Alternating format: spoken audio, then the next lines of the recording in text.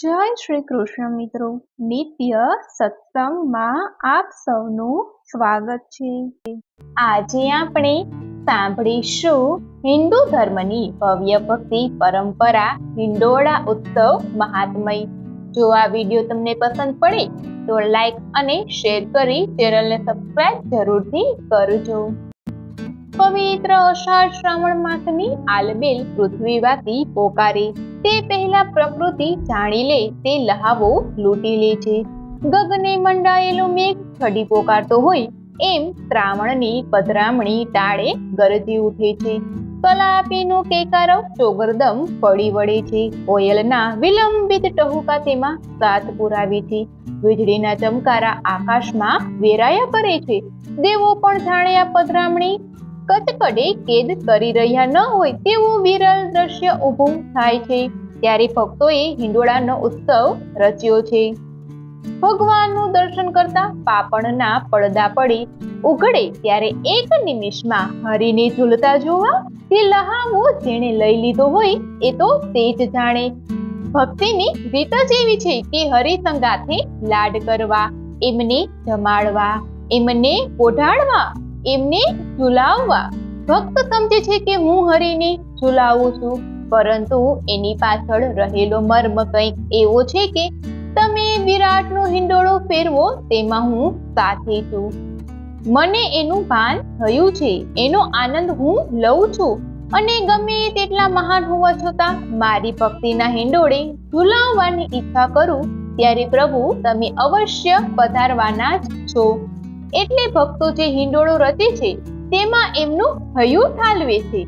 એકવાર ઠાકોરજીને હિંડોળે પધરાવીને પૂજન કરી હાથમાં હિંડોળાની દોરી લઈને ઝુલાવવાનું શરૂ કરીએ ત્યારે બધા સંકલ્પ સમી જઈને મન હૃદય પરમ તૃપ્તિ પામે છે અને દ્રષ્ટિ ઠાકોરજીની સામે એકી તકે જોયા રાખે છે। વ્યક્તિ તેમાં ભાવ વિભોર બની જાય છે અને સાક્ષાત ભગવાન હિંડોળે ઝૂલતા હોય એવો ભાવ પ્રગટ થાય છે। હિંડોળા ઉત્સવ અષાઢ વદ બીજથી શ્રાવણ વદ બીજ સુધી ઉજવવામાં આવે છે। હિંડોળાની દિવ્યતાની ઉત્પત્તિ 5000 વર્ષ પહેલા વૃંદાવનમાં થઈ હતી, જ્યાં ગોપીઓએ ભગવાન શ્રી કૃષ્ણને તણગારેલા ઝૂલા પર ઝુલાવ્યા હતા। હિંડોળા ઉત્સવને હિન્દુ ધર્મમાં વિશેષ દરજ્જો મળ્યો છે, કારણ કે આ પ્રસંગને સર્વશક્તિમાન ભગવાનને તેમની પ્રસન્નતા માટે ઝુલાવવાથી દિવ્ય આનંદ પ્રાપ્ત થાય છે। આગળ અને પાછળની ગતિ આનંદની અભિવ્યક્તિ છે, જે વિશ્વની ભૌતિક ચિંતાઓથી દૂર કરે છે। તેમની તેજસ્વી મૂર્તિમાં ડૂબી જવાને કારણે વ્યક્તિ મનની શાંત સ્થિતિનો અનુભવ કરે છે। હિંડોળા પર મૂર્તિને બેસાડવાની ક્રિયા પોતે જ પૂજનીય છે।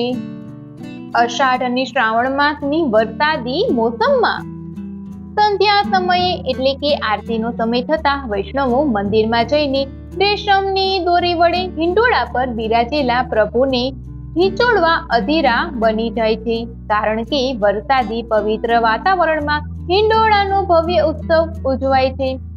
અષાઢ વદ બીજથી શ્રાવણ વદ બીજ સુધી વૈષ્ણવ મંદિરોમાં અને હવેલીઓમાં જાત જાતના અને ભાત ભાતના હિંડોળાઓ થાય છે।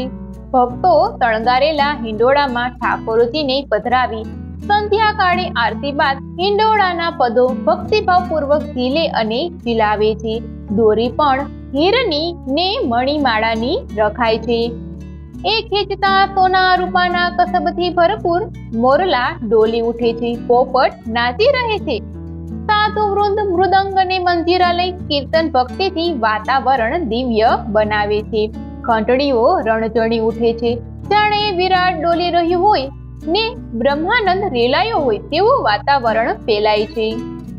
ભગવાન શ્રી કૃષ્ણએ ગોપીઓને વૃંદાવનની કુંજ ગલીમાં હિંડોળે હિંચકાવીને જે સુખ પ્રાપ્ત કર્યું હતું તેની યાદમાં આજે પણ વૃંદાવનના ઘણા મંદિરોમાં હિંડોળા ઉત્સવને ઝૂલા ઉત્સવ તરીકે પણ ઉજવવામાં આવે છે।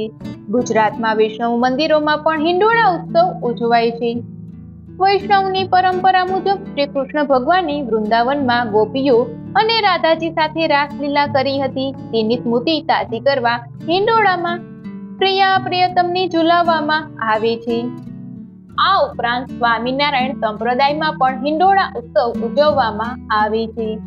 સ્વામિનારાયણ ભગવાનના સમયમાં એકવાર વડતાલમાં આંબાના 2 ઝાડ સાથે શણગારાત્મક હિંડોળો બાંધવામાં આવ્યો હતો અને ભક્તો ભગવાનને આગળ પાછળ ડોલાવતા હતા. ભગવાન એટલા પ્રસન્ન થયા કે તેમણે આ આખા મહિના માટે તેમના 12 દિવ્ય સ્વરૂપો બતાવીને ભક્તોને આશીર્વાદ આપ્યા હતા. આથી સ્વામિનારાયણ સંપ્રદાયમાં પણ હિંડોળા ઉત્સવનું ખાસ મહત્વ છે. ભક્તો હિંડોળાના ભજન ગાય છે અને આખું મંદિર શણગારવામાં આવે છે. વિવિધ રંગો, આકારો, સ્વરૂપો અને સામગ્રીનો ઉપયોગ કરીને હિંડોળાને રોજે રોજ ખૂબ જ ભવ્યતાથી અતિ ભવ્યતા સાથે અલગ રીતે શણગારવામાં આવે છે અને ભક્તોની ભીડ ઉમટી ઉઠે છે ભગવાનને ઝુલાવવા માટે.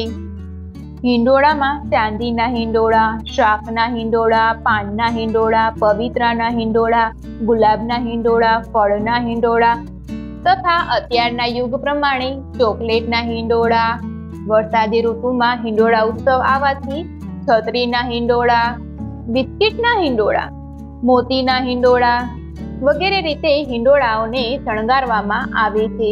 કેમ કે ભગવાન તો ભાવના ભૂખ્યા છે. ભગવાનને ભાવથી જે સમર્પિત કરો તેમનો ભગવાન સ્વીકાર કરે છે. હિંડોળા કરવા માટે દિવસો થોડા અને રૂપ ઝાઝા એટલે સંતો, હરિભક્તો અને રસિકજનો હિંડોળાના તાણાવાળામાં દિલ વળી લે છે. દરેક સંપ્રદાયમાં હિંડોળાના ઉત્સવનો સમયગાળો જુદો જુદો હોય છે. વૈષ્ણવ સંપ્રદાયમાં હિંડોળા ઉત્સવ સાથે બીજા ઘણા ઉત્સવો પણ ઉજવવામાં આવે છે. જેમ કે હરિયાળી અમાસ.